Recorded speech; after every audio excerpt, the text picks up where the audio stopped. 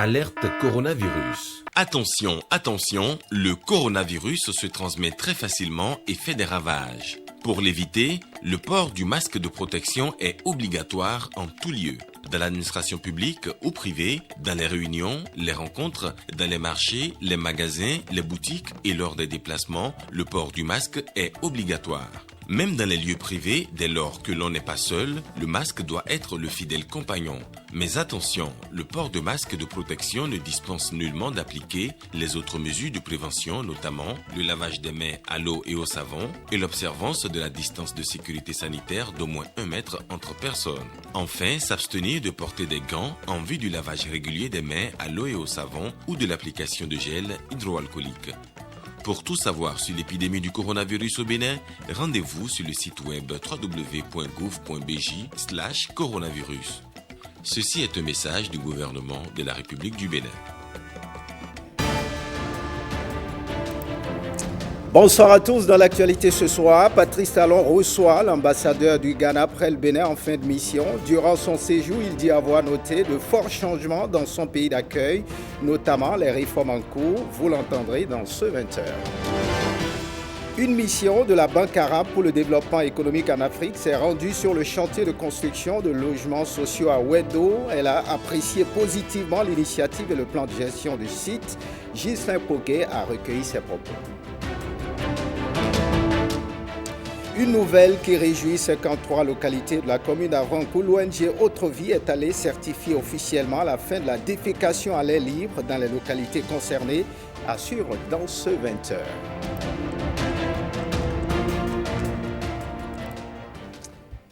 Bienvenue, si vous nous rejoignez, on prend la direction de la Marina. L'ambassadeur du Ghana près le Bénin est en fin de mission au Bénin. Léo Aloé Kaba témoigne de l'excellente forme de relations diplomatiques entre nos deux pays. Durant son séjour, il dit avoir noté de forts changements dans son pays d'accueil, notamment les réformes en cours. À cette allure, dans quelques années, le Bénin sera un paradis, a-t-il rassuré. Il a été reçu en audience ce jeudi au palais de la Marina par le président Patrice Talon.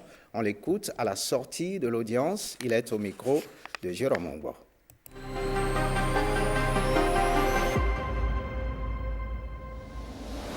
Excellence. Comment allez-vous? Thank you. Unfortunately, my friend, I came here on the 16th of August. Tout d'abord, j'aimerais rappeler l'amour qui a été manifesté à mon égard pendant ma fonction ici au Bénin. Et cela relève du fait que le Ghana et le Bénin sont les mêmes pays. Les peuples sont les mêmes. Il y a des Béninois qui vivent au Ghana et pareillement, il y a des Ghanéens qui vivent au Bénin. One of them was in agriculture, education. L'une des choses qui m'a aussi marqué pendant mon séjour ici au Bénin, c'est que le président béninois, son excellent Patrice Talon, a effectué une visite au Ghana. Et pendant cette visite, il y a eu plusieurs décisions qui ont été prises, dont surtout la réactivation de la commission permanente mixte de coopération entre les deux pays. Le Ghana et le Bénin ont signé plusieurs protocoles d'accord dans plusieurs domaines, dont l'agriculture, la sécurité. Et le dernier protocole d'accord, c'est dans le domaine de l'aviation, afin d'assurer la connectivité entre les deux pays. J'aimerais aussi signaler qu'il y a beaucoup de Ghanéens qui poursuivent les études au Bénin. Pareillement, il y a beaucoup de Béninois qui poursuivent les études au Ghana. C'est une coopération qui existe entre les deux pays. Et pendant notre séjour, nous avons essayé de porter ça sur une nouvelle dimension. Aussi, il faut reconnaître que récemment, le président béninois, son excellent Patrice Talon, a supporté son homologue ghanéen pour être élu à la tête de la CEDEAO. Il faut aussi reconnaître que le Bénin a eu à supporter le Ghana pour que le Ghana puisse abriter le siège de l'accord de libre-échange. Et avec la présence du secrétariat de cet accord au Ghana, je pense que les relations entre le Bénin seront beaucoup plus boostées et les échanges entre les deux pays seront portés sur une autre dimension. Vous le savez très bien, le Bénin et le Ghana sont reconnus par le monde comme étant des flambeaux de la démocratie. À cet effet, des réformes ont été opérées de part et d'autre des deux pays afin d'enraciner la démocratie et la bonne gouvernance. Aussi, j'aimerais souligner qu'il y a beaucoup de réalisations dont j'ai été témoin pendant mon séjour au Bénin, surtout dans le domaine des infrastructures. Il y a aussi beaucoup de réalisations dans le domaine économique parce que récemment, la Banque mondiale a eu à déclarer le Bénin comme étant un pays à revenu intermédiaire.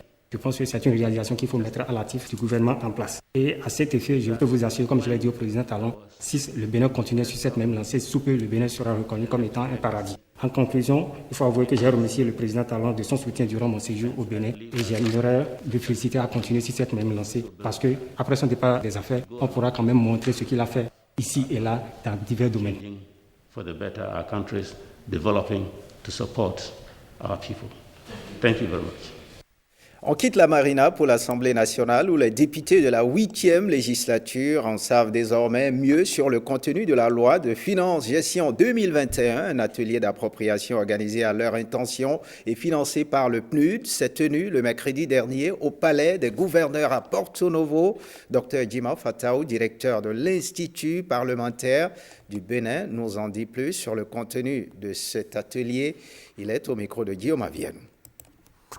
Enfin, l'objectif que vise cette activité est consacré à l'imprégnation des députés en ce qui concerne le budget général de l'État, la loi des finances exercice 2021, vise à permettre aux députés de repérer les aspects sociaux contenus dans le du budget.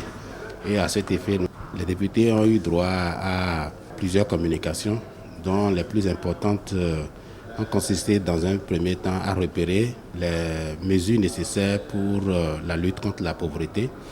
Ensuite, les mesures politico-sociales nécessaires pour la relance de l'économie béninoise. Le message que je voudrais lancer, c'est d'abord au peuple béninois qui a élu des députés. Je voudrais rassurer le peuple béninois de ce que les députés qu'ils ont mandatés veille à la réalisation de la mission qui est la leur, qui consiste à regarder correctement le budget général de l'État afin que cela puisse leur être bénéfique. Et on part pour Wedo, la mission de la Banque arabe pour le développement économique en Afrique, BADEA, séjourne au Bénin, qui s'est rendu sur le chantier de construction de logements sociaux à Wedo après avoir fait le tour du site et écouté les explications de la partie béninoise. La mission a apprécié positivement l'initiative et le plan de gestion du site. Appréciation synonyme d'engagement à investir dans le projet. Gisne Kogé Calvador nous en dit plus. Une mission de la Banque arabe pour le développement économique en Afrique de l'Ouest à Wedo, à Abomey-Calavi, sur un chantier de logement. Un site prévu pour accueillir 3000 logements sociaux, une voie d'accès en construction qui reçoit déjà du bitume, des ingénieurs et des manœuvres à pied d'œuvre pour l'assainissement primaire du site, des logements de type F4 dans une cité moderne. Maria Gleta et sa centrale sont à 3000 mètres à peine. La fibre optique est déjà à Toba, dans l'agglomération d'à côté. Les logements seront donc tous connectés. Une usine d'eau sera construite pour le traitement des eaux tirées de la nappe phréatique. Des études hydrogéologiques sont faites à cet effet. Une ville moderne dans une ville verte aussi. L'ancienne forêt sacrée de la localité se retrouvant sur le site sera préservée. Centres commerciaux et lieux de culte sont prévus. Le programme de la première phase prévoit donc environ 11 000 logements sur le sud de Wedo. À ce jour, il restait 3 lots dont le financement n'était pas couvert.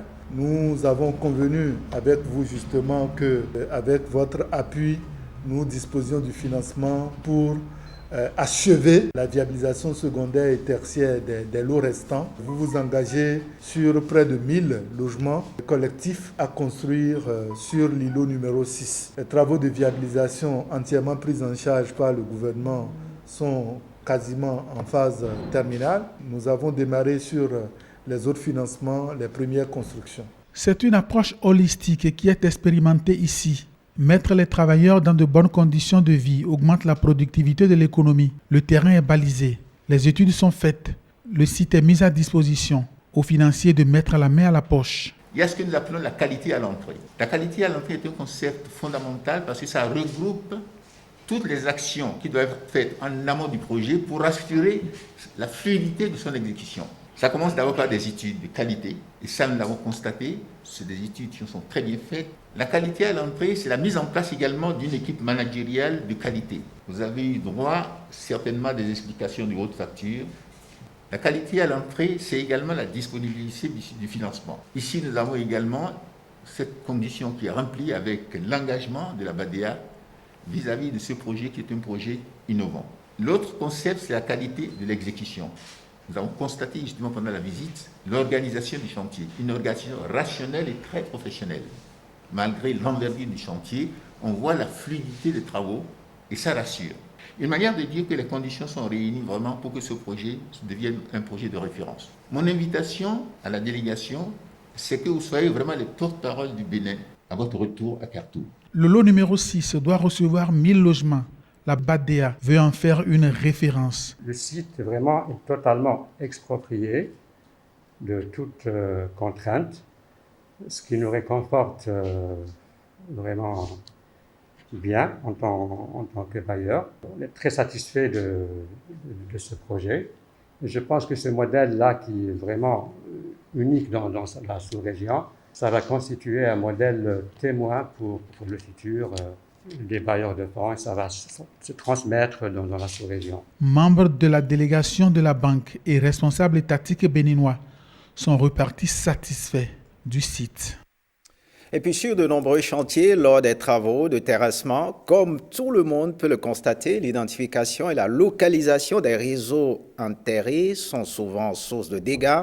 Pour les éviter, des solutions ont été proposées au cours d'une conférence animée par un expert géodétection à Cotonou. Marcela Rossi nous en parle. Construire sans détruire. Voici un séminaire qui révèle des stratégies dans ce sens. On a un renseignement énorme. Professionnels d'infrastructure, géomètres experts, architectes et urbanistes se font transmettre des savoirs en matière de détection de réseaux et de canalisation.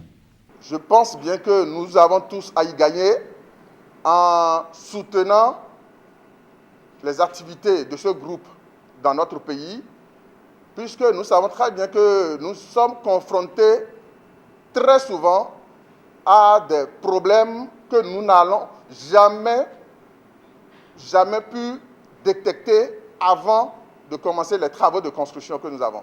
Nous n'avons pas jusqu'à maintenant une grande culture de la tenue de dossiers d'exécution, de la tenue de plans des réseaux.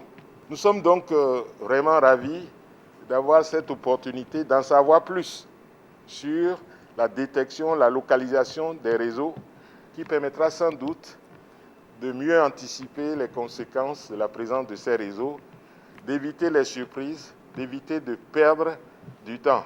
L'initiative est portée par Smart City, société partenaire de Nestrode, leader français de l'expertise routière.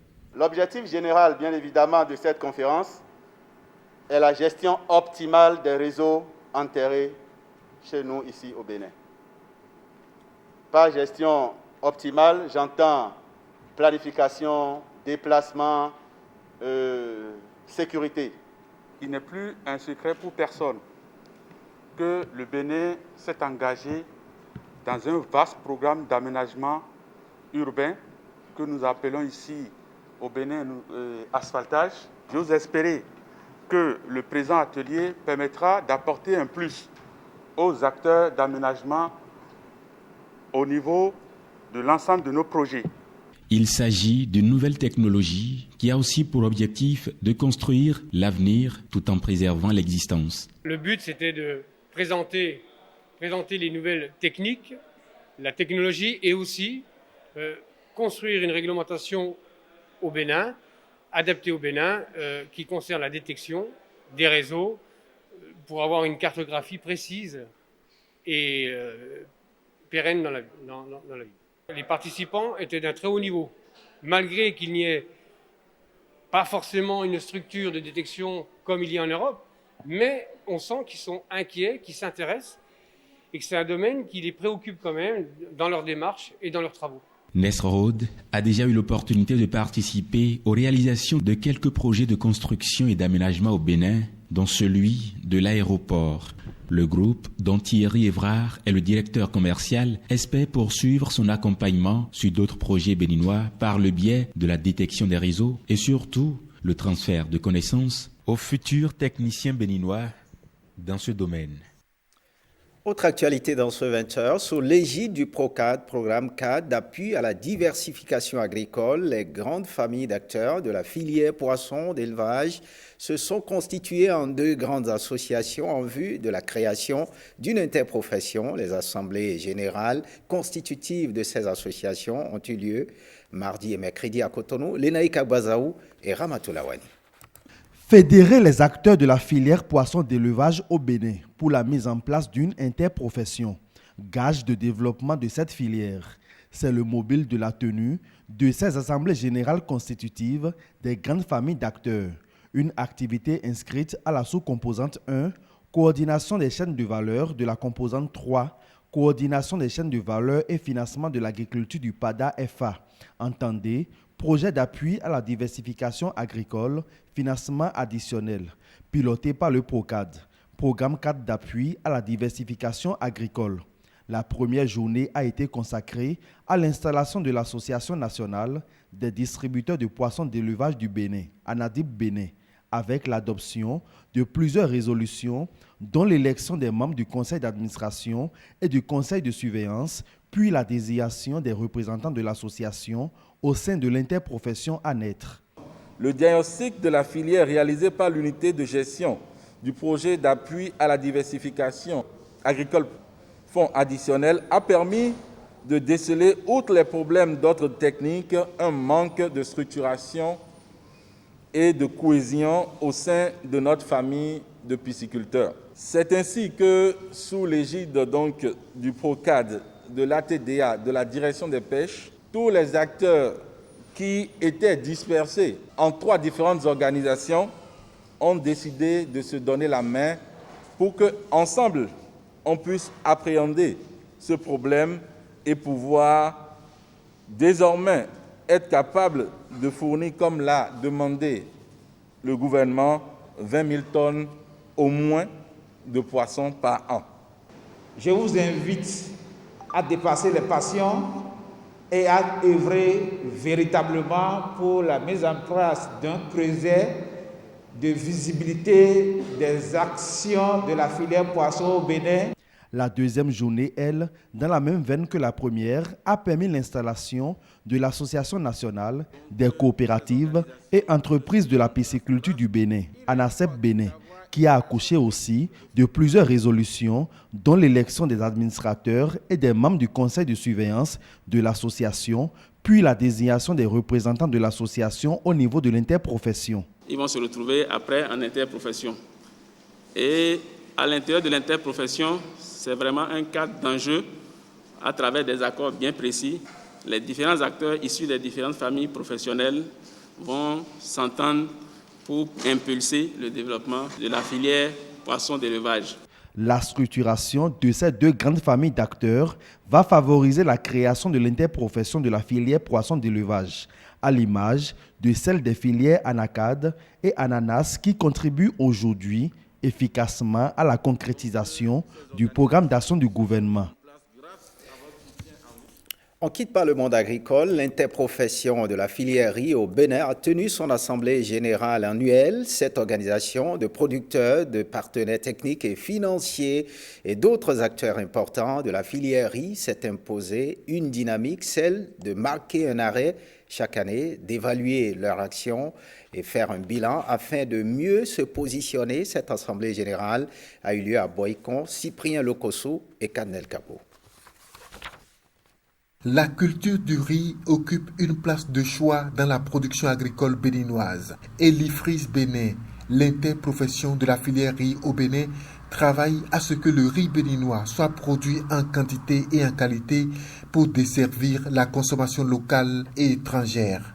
La filière riz, au début des objectifs quantitatifs que le gouvernement avait retenus, c'était 600 000 tonnes. Mais les enjeux économiques aidant, ces 600 000 tonnes ont été portées à 1 million de tonnes d'ici à l'an 2022 pour véritablement non seulement combler nos déficits en matière de riz, mais également satisfaire la sous-région qui est demandeuse de riz en quantité et en qualité. Et ceci constitue pour l'interprofession des défis. Des défis parce que l'interprofession doit travailler avec les familles d'acteurs à véritablement relever ce défi du fait que la volonté politique est déjà là et le gouvernement travaille aujourd'hui à développer un certain nombre de projets et programmes pour vous accompagner. Des défis qu'ils se donnent les moyens de relever déjà à travers cette Assemblée générale. Ils vont échanger sur les moyens et les stratégies à définir pour atteindre l'objectif. L'interprofession a été créée, si je me rappelle bien, en septembre 2017 il y a eu beaucoup de choses qui ont été faites depuis ce moment-là. Et il est très intéressant que l'interprofession puisse rendre compte à ses différents membres. Et cela participe notamment de la question de la reddition de comptes, qui est un gage de la bonne gouvernance au sein de la filière. Au cours de cette assemblée, nous allons faire le point effectivement des activités. Mais les choses les plus importantes, c'est de comment nous nous positionnons par rapport à l'option que le gouvernement a prise.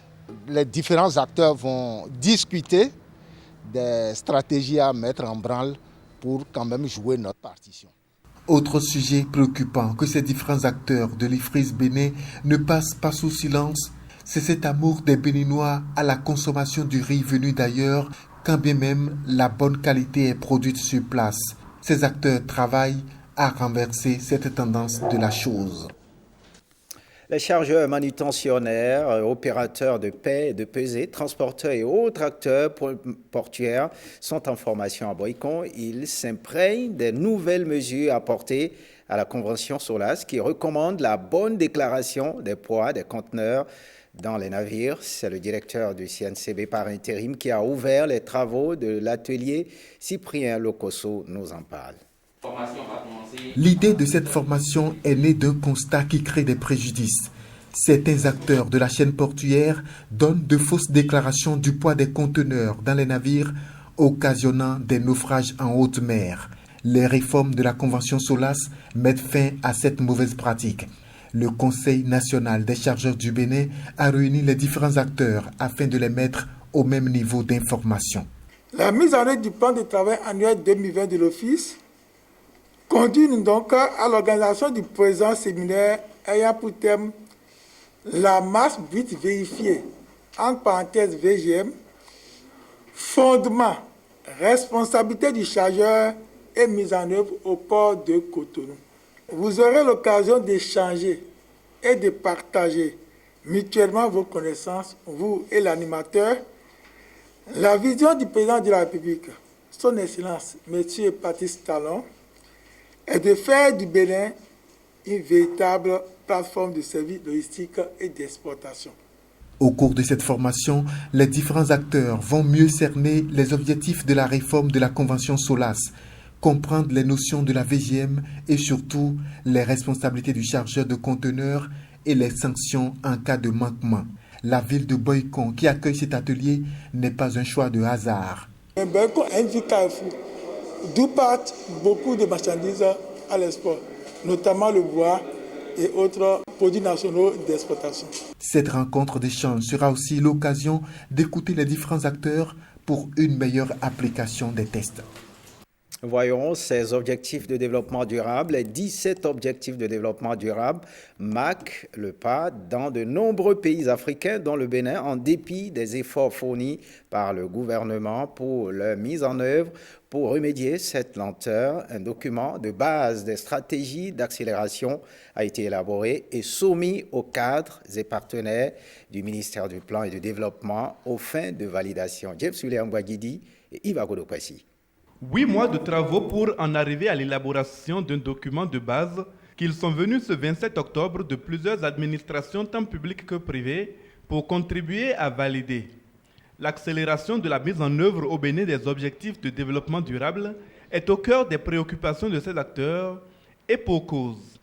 En septembre 2020 dernier, le monde franchissait 5 ans de mise en œuvre de l'agenda 2030 et de ses ODD, soit le tiers du chemin à parcourir. Pendant ce temps, les résultats sont loin des attentes. Le CEDA-ODD est la réponse du Bénin pour combler ce retard. Au cours du processus, le Bénin aura pu compter sur la contribution du Programme des Nations Unies pour le développement. Quant au ministère d'État en charge du plan et du développement, son rôle majeur dans la mise en œuvre des ODD au Bénin engendre de sa part des attentes accrues dans les domaines identifiés au plan national et international.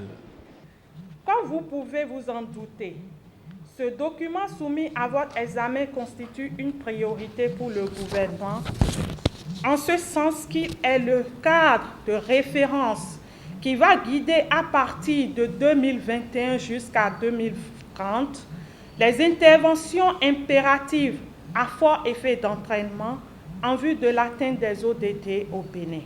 Dans une approche participative et inclusive que requiert un tel processus et au travers d'une série de travaux d'affinement et d'enrichissement, vous avez réussi à vous accorder sur les actions spécifiques à fort effet d'entraînement, à prendre en compte pour lever de manière efficace et durable les goulots qui freinent la mise en œuvre des ODD dans tous les domaines et accélérer leur réalisation sur la prochaine décennie et assurer l'atteinte de chaque ODD d'ici à 2030. Les ODD, ce sont 17 réponses interconnectées que les Nations Unies proposent aux États d'apporter aux défis auxquels ils sont confrontés. Les domaines concernés sont entre autres la pauvreté, les inégalités, la dégradation de l'environnement, la paix et la justice.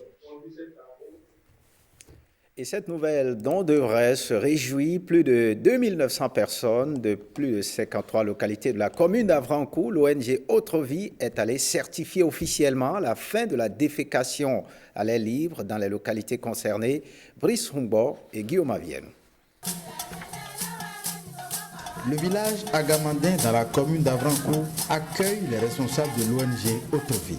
L'organisation non gouvernementale vient certifier officiellement la fin de la défécation à l'air libre dans 53 localités de 12 villages des arrondissements de Sado, Djomon, Bozoumé et Kouti.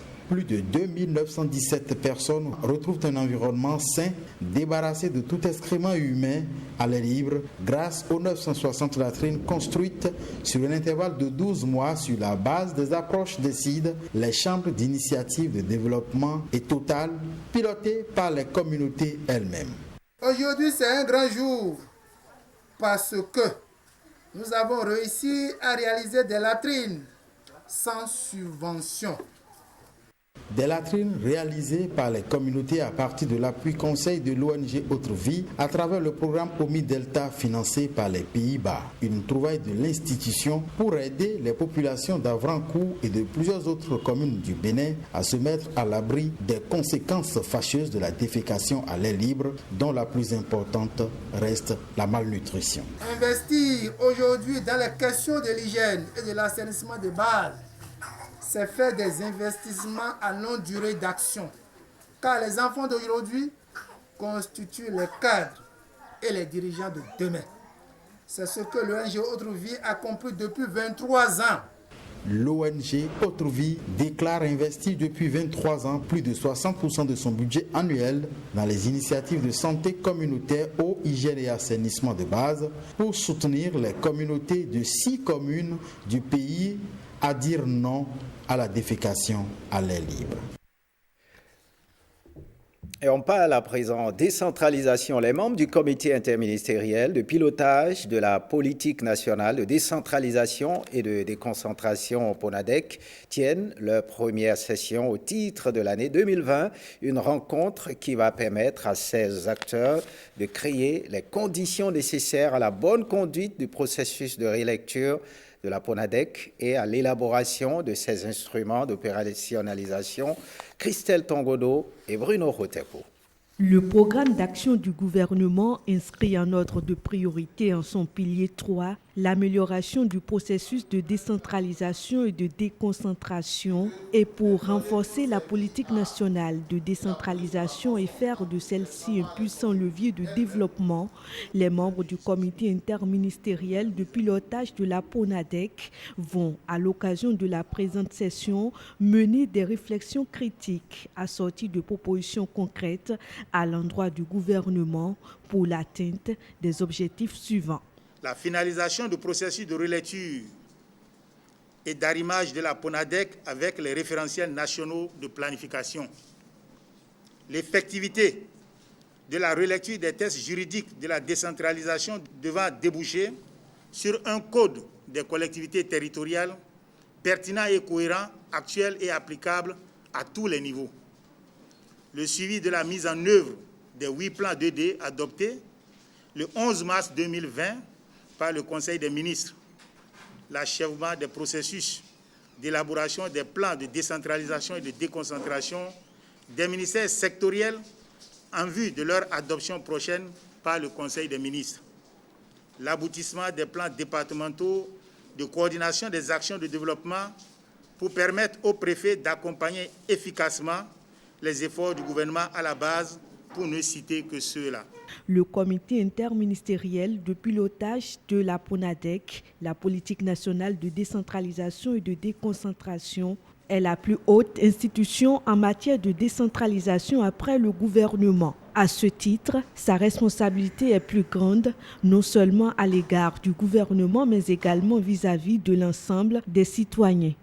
Il a été adopté une approche participative et inclusive qui a mobilisé aussi bien les cadres du secrétariat permanent, ceux des autres directions techniques du ministère de la décentralisation et de la gouvernance locale, que des ministères sectoriels ou membres du CIP PONADEC.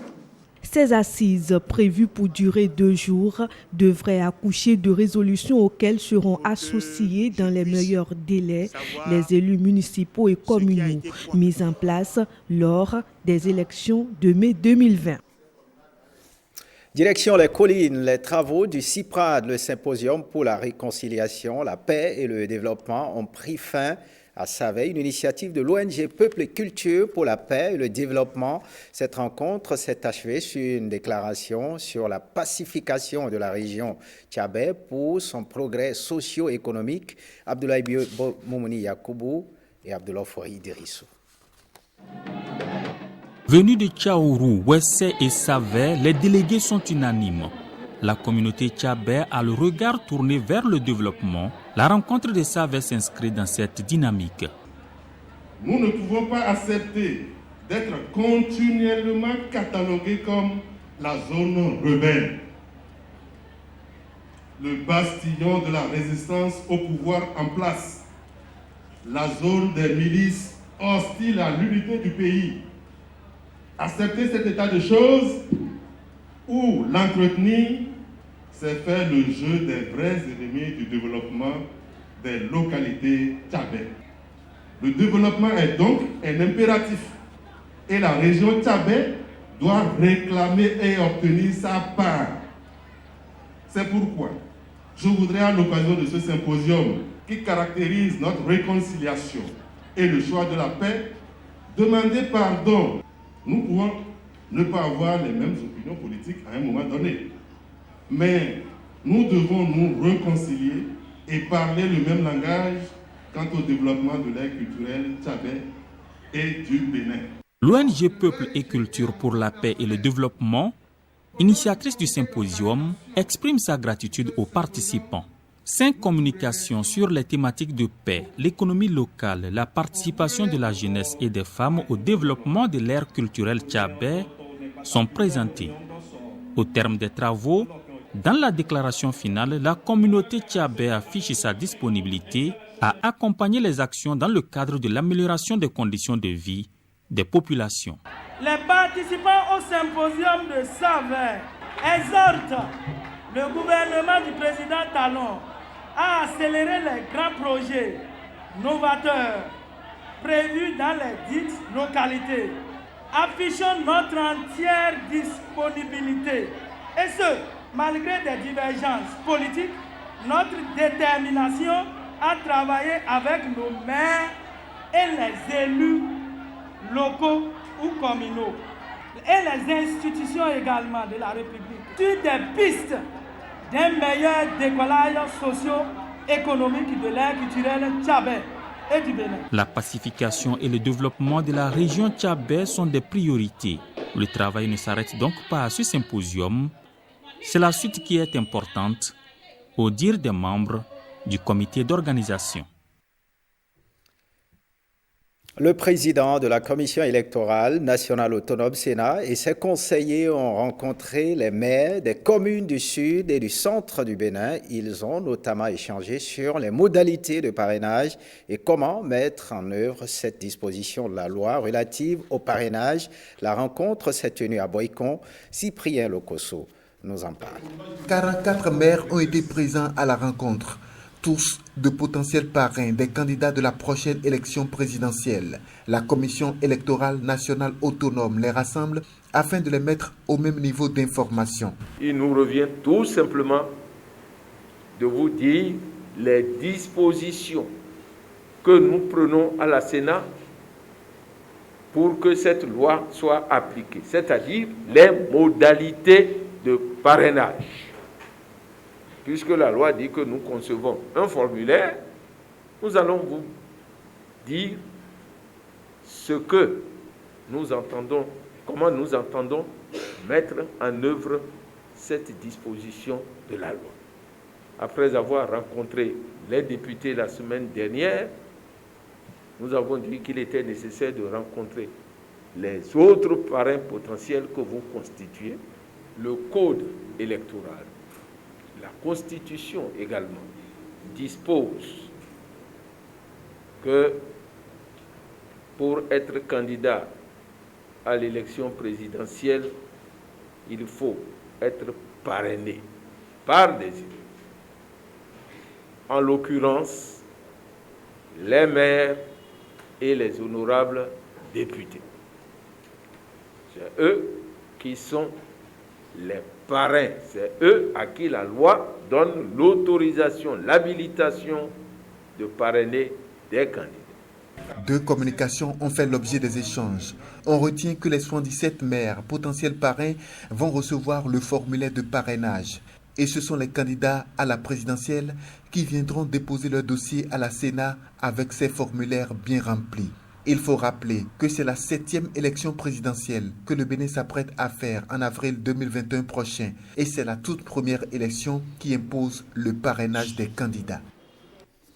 On prend la direction de la Takora, lentement mais sûrement. Le fan club de l'imam Shakirou à Moussou, entendez, Fasika, installe ses tentacules dans tout le Bénin. Il s'agit d'un creuset qui défend le programme d'action du gouvernement du président Patrice Talon. Le bureau exécutif national a procédé à l'installation de la coordination départementale à Takora. Plus de précisions avec Blaise Adanko.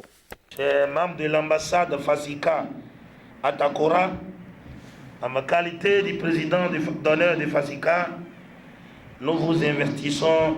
Ils sont investis, les 14 membres de la coordination départementale à Takora, du fan club de l'imam Shakirou à Moussou, entendez Fasika. Ils prêtent serment et affirment leur engagement à soutenir les idéaux du creuset.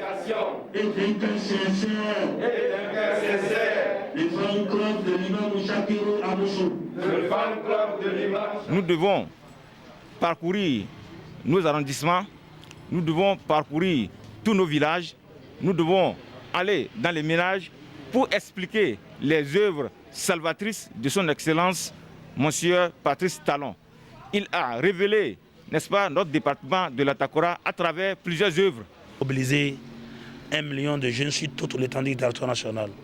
Je peux vous rassurer, au jour d'aujourd'hui, à la date d'aujourd'hui, nous pouvons aller au-delà des 1 million là, vu les engagements, l'engouement, ce que nous observons. La Takora est le 10e département conquis et qui porte les couleurs du Fasika. Le bureau exécutif national ne veut pas perdre le temps pour un maillage du territoire. La lumière du Fasika doit scintiller dans tous les départements, toutes les communes, tous les arrondissements, les quartiers de ville, nos villages et toute la diaspora. Au cours de cette cérémonie, Nimatou Amidou a prêté serment. Elle sera la porte-voix du fan club de l'imam Shakirou à Moussou pour le compte de la diaspora. Autre fondation, la fondation Mère Taïra, vous en avez certainement déjà entendu parler. Elle a pour mission, entre autres, de lutter contre les abus et harcèlements sexuels en milieu scolaire et professionnel, lutter contre les violences faites aux femmes et promouvoir le genre. Dans le département de la Donga, elle est venue au secours des jeunes filles élèves à travers l'octroi de bourses et kits scolaires. Blaise Adanko et Michael Nouati.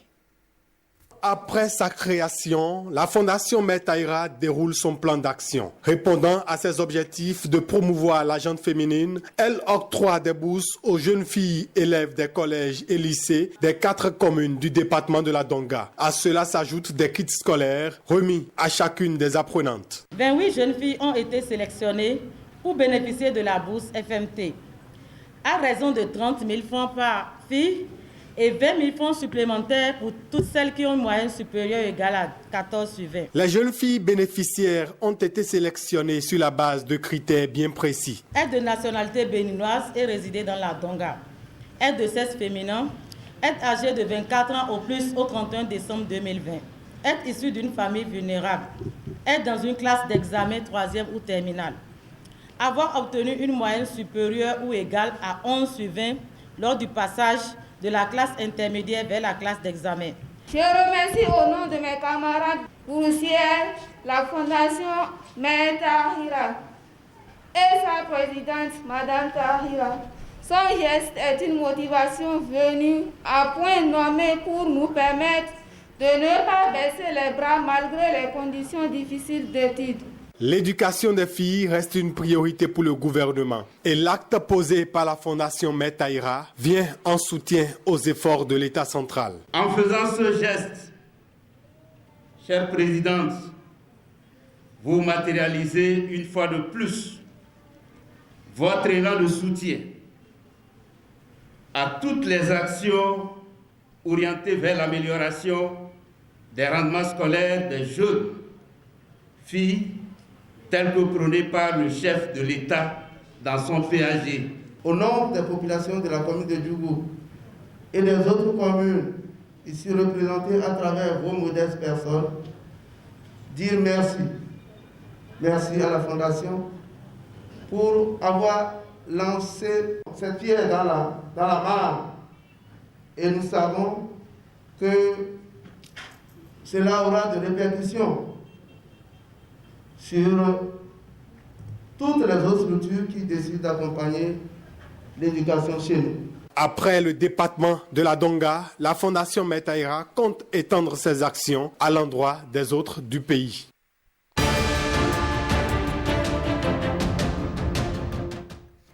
L'actualité internationale, nous y sommes. Laurent Gbagbo se prononce sur la violence préélectorale en Côte d'Ivoire et appelle au calme. En France, une personne a été égorgée, portant le bilan d'une attaque terroriste à 3 morts ce jeudi. Suivez Le Monde en bref avec Stanislas Limpon et Robin Copé-Edor.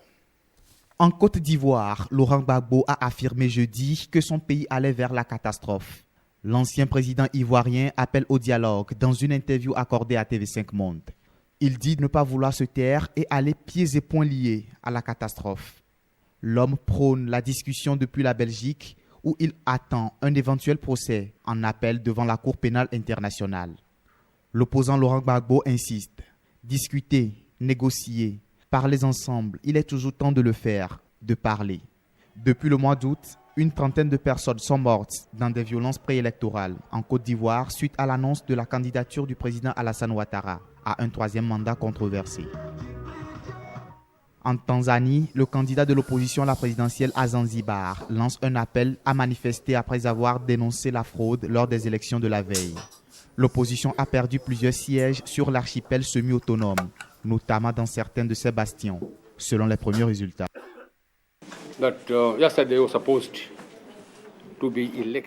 Hier devrait être le jour des élections, mais en réalité, nous n'avons pas assisté à des élections. Nous avons assisté à un exercice militaire.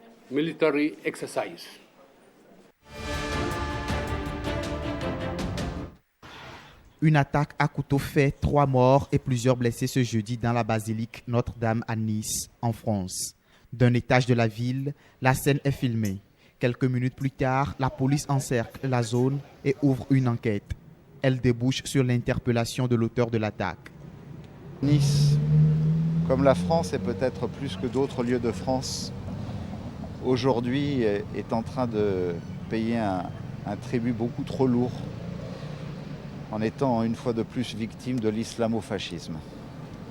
Il ne fait aucun doute que l'auteur de ces actes qui n'a cessé de répéter en boucle devant nous Allahu Akbar alors qu'il était médicalisé sur place, quel était le sens de son geste.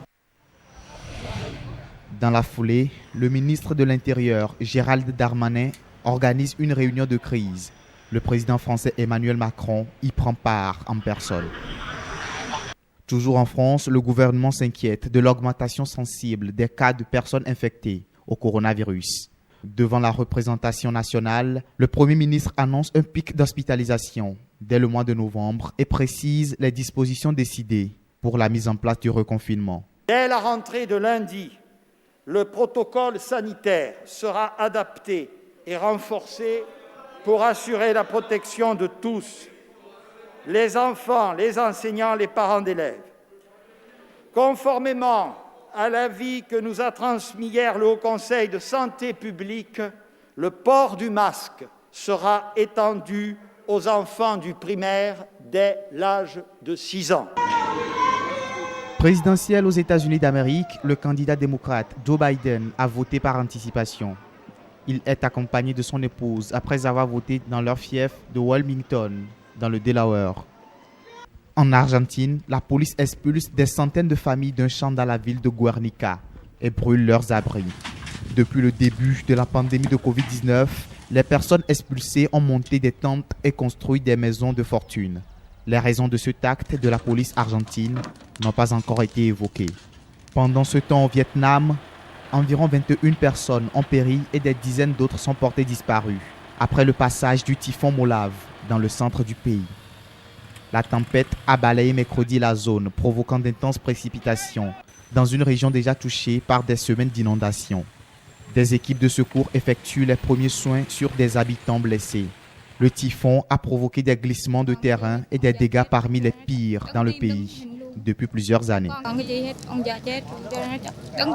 Mon père est mort et j'étais complètement sous le choc. Maintenant, il ne me reste plus rien, plus d'argent, plus de papier, rien. Heureusement, 2 de mes filles ont été secourues.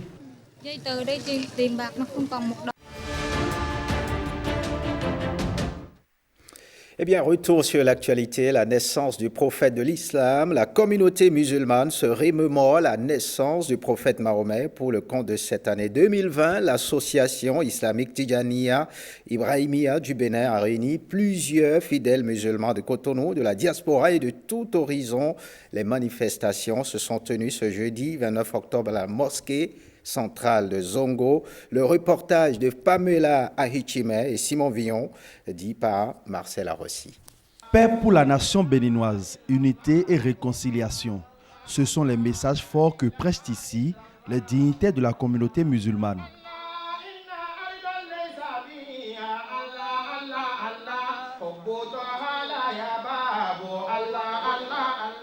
Maouloud Nabi 2020 est aussi l'occasion pour les fidèles de prier pour des élections nationales pacifiques en 2021. Nous allons demander que la paix continue de régner dans notre pays et dans quelques jours, nous aurons des échéances électorales, que tout se déroule dans la paix, la concorde, la sérénité. Et que Dieu éclaire nos dirigeants, du chef de l'État, ses ministres, les préfets, les autorités locales et toutes ces personnes qui nous facilitent l'existence. L'héritage biographique du prophète Mahomet, fondateur de l'islam, constitue une référence et un modèle pour les fidèles. Nous pensons que les maux et les problèmes qu'il est venu résoudre sont actuellement encore présents, ils sont d'actualité et c'est pour cela que nous voudrions saisir cette opportunité pour véhiculer ces enseignements, véhiculer son modèle de vie afin que nous puissions en tirer leçon pour régler nos problèmes et sur le plan de la famille, sur le plan individuel, sur le plan sociétal et également sur le plan communautaire.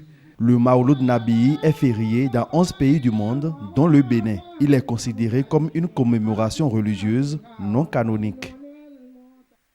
Bonne fête de Maouloud à toute la communauté musulmane. Ce journal se referme. Retrouvez l'actualité tout à l'heure à 23h30 avec Estelle Pazou. Bonne suite des programmes sur l'ORTB. Passe à vous.